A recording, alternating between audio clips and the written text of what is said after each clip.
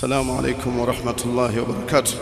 إن الحمد لله نحمده تعالى ونستعينه ونستغفره ونعوذ بالله من شرور أنفسنا ومن سيئات أعمالنا. من يهده الله فلا مضل له ومن يضلل فلا هادي له.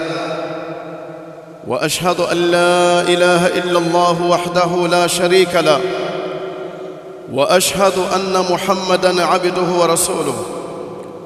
يا أيها الذين آمنوا اتقوا الله حق تقاته ولا تموتن إلا وأنتم مسلمون.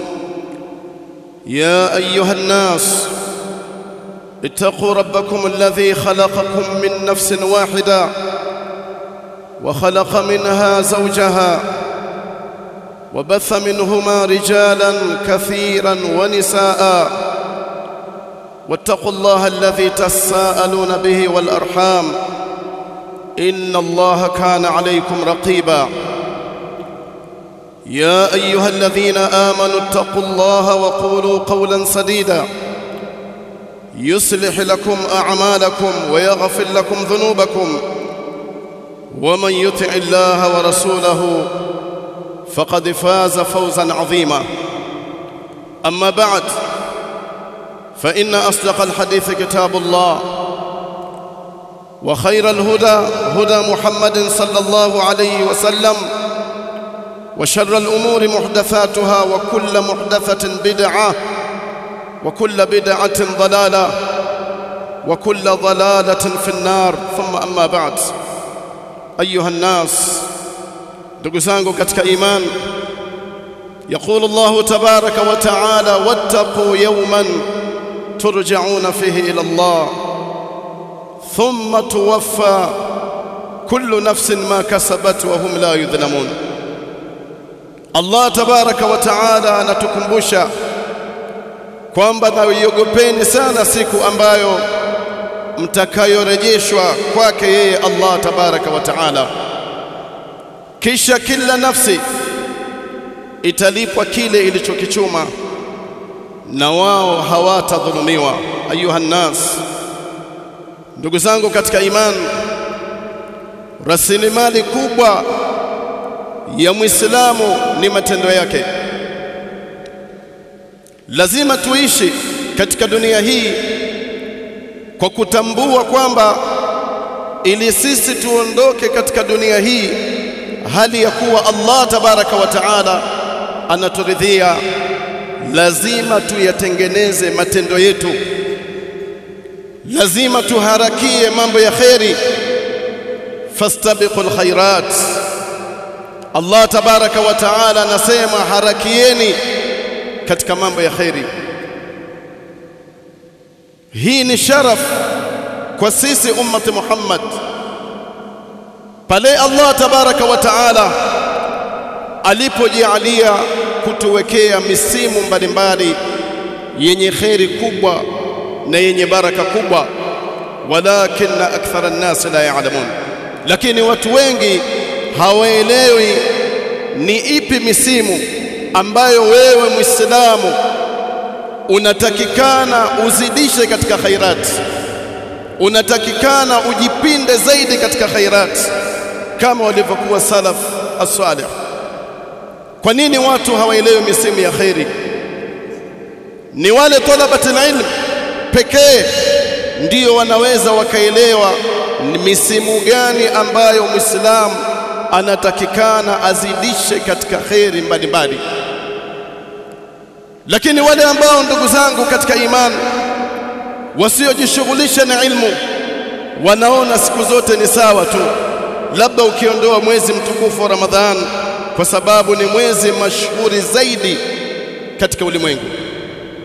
Tupo katika mwezi miongoni mwa miezi mitukufu ambao ni mwezi Dhul-Qa'da min ashhuril hurum, ni miongoni mwa miezi mitukufu ambayo ndani yake fa innal a'mala tudha'af, matendo ya waja wema yanazidishwa ziada na ziada.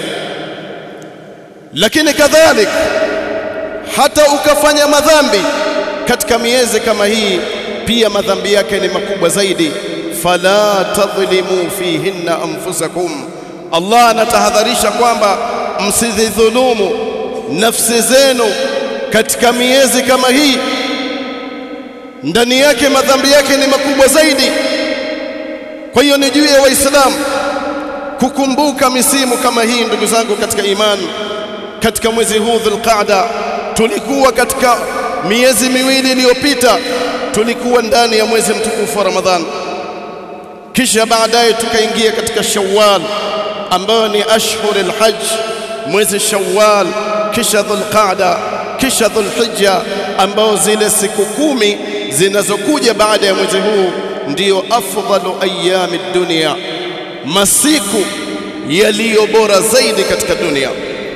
Allah tabaraka wa taala anasema ndani ya Qur'an al-Karim, ulaika yusari'una fil khairat wa hum laha sabiqun. Anawasifia wale ambao wanaoharakia, wanaokimbilia mambo ya kheri katika kumtii Allah tabaraka wa taala. Watu hao ndio waliowatangulia wenzao katika kheri, hawawi sawa hata siku moja. Wale ambao wanaelewa misimu ya khair wakajipinda katika taa, katika sadaqat, katika siyam, katika birrul ma'ruf wan nahy 'anil munkar, ihsanu ila alwalidain na mambo mengineyo ya khairati, ambayo sisi Waislamu tuna bahati kubwa, kwa sababu kila jambo Nabii alayhi salatu wasalam ametubainishia katika khairat na akatutahadharisha katika shar. Ma taraka khairan illa dalla al-ummata alayhi, hakuacha khairi yoyote Nabii alayhi salatu wasalam isipokuwa ameuelekeza umma katika kuiendea yule khairi. Na wala hakuna khairi yoyote ambayo ukaijua wewe au akaijua shekhe wako wa bid'a asielewe Mtume sallallahu alayhi wasallam. Ma taraka khairan illa dalla al-ummata alayhi, Mtume hakuacha khairi yoyote isipokuwa ameuelekeza umma. Na ndio maana anasema sallu kama raaitumuni usalli litaakhudha anni manasikakum, swalini kama mlivyoniona mimi nikiswali, lakini kadhalik mkitaka kuchukua ibada ya hija na umra, basi chukueni kutoka kwangu. Ayuha nas, misimu hii wapo ndugu zetu katika iman Allah tabaraka wa taala aliyowapa fadhila, wanajiandaa kwenda kutekeleza ibada ya hija. Hii ni khairi kubwa ndugu zangu katika iman, ni fursa adhim ambayo kila Muislamu mwenye nafasi, mwenye uwezo anatakikana atumie fursa hii kwa ajili ya kutekeleza nguzo za Uislamu. Mtume sallallahu alaihi wasallam, yeye ndiyo mwalimu na yeye ndiyo ametufundisha, akasema litaakhudha anni manasikakum, chukueni kutoka kwangu ibada zenu. Kwa hiyo wale ndugu zetu ambao Allah amewapa fadhila wajiandae katika muda huu ambao kabla hawajaenda kuisoma hija ya Mtume sallallahu alaihi wasallam angalau kwa mukhtasar. Wapo ndugu zetu ambao wanaosimamia mambo haya na matokeo yake wanaenda kuelekeza watu katika mambo ya uzushi, katika mambo ya bid'a. Mtu unaenda kusoma maulidi kule Mina. Mtume sallallahu alaihi wasallam yeye amehiji na akaifundisha hija na akasema chukueni kutoka kwangu ibada zenu. Vipi mtu unaenda kufanya bid'a katika mji ambao aliozaliwa mtume wetu Muhammad, katika ibada ambayo yeye Mtume sallallahu alaihi wasallam ameifundisha? Kwa hiyo Waislamu wasikubali kuburuzwa katika dini yao, Waislamu wasikubali kushikiwa dini yao. Ndiyo maana wasome sunna, wasome Uislamu sahihi aliyotuachia mtume wetu Muhammad sallallahu alaihi wasallam.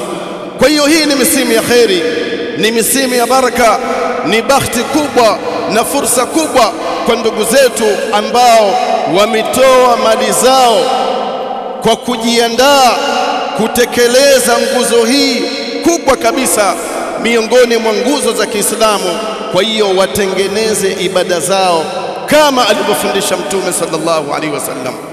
Ibadallah, ndugu zangu katika iman, Nabii alayhi salatu wassalam anasema katika iliyothibiti katika Sahih al-Jami', khairun nas man tala umruhu wa hasuna amaluhu wa sharrun nas man tala umruhu wa saa amaluhu.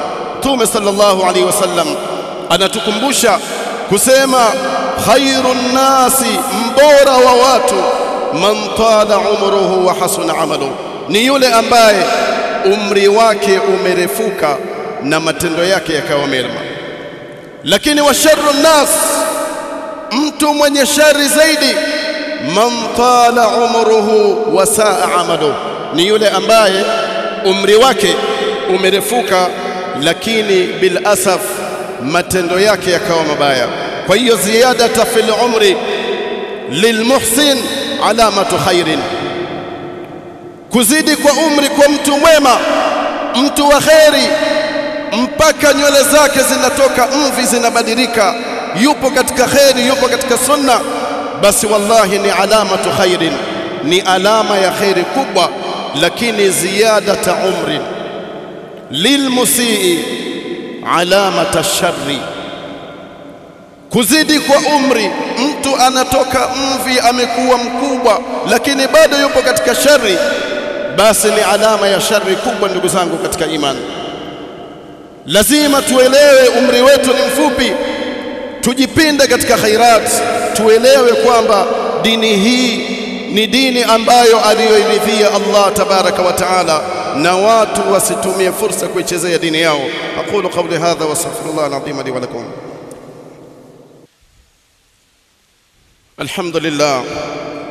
الحمد لله حمدا كثيرا طيبا مباركا فيه كما يحب ربنا ويرضى. سبحانك لا نحصي ثناء عليك، أنت كما أثنيت على نفسك، فلك الحمد حتى ترضى ولك الحمد بعد الرضا. أيها الناس، فالواجب على الإنسان العاقل أن يستغل وقته بما يكون سببا لرضا ربه عز وجل، حتى إذا أتاه اليقين أتاه وهو على أحسن ما يكون.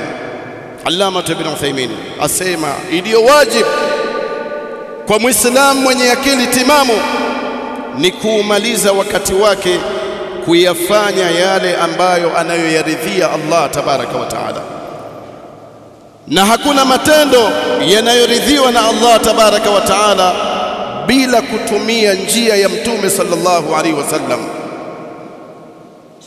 falwajibu ala al-insani al-aqil an yastaghilla waqtahu, yani iliyo wajibu kwa muislamu mwenye akili timamu aumalize wakati wake kuyafanya yale ambayo anayoridhia Allah, hatta idha atahu al-yaqin, ay al-maut atahu wa huwa ala ahsani ma yakun, mpaka umauti ukimfika umfike yupo katika hali nzuri, yupo katika kheri, yupo katika sunna, yupo katika islamu sahaba, uislamu aliotuachia mtume wetu Muhammad sallallahu alaihi wasallam.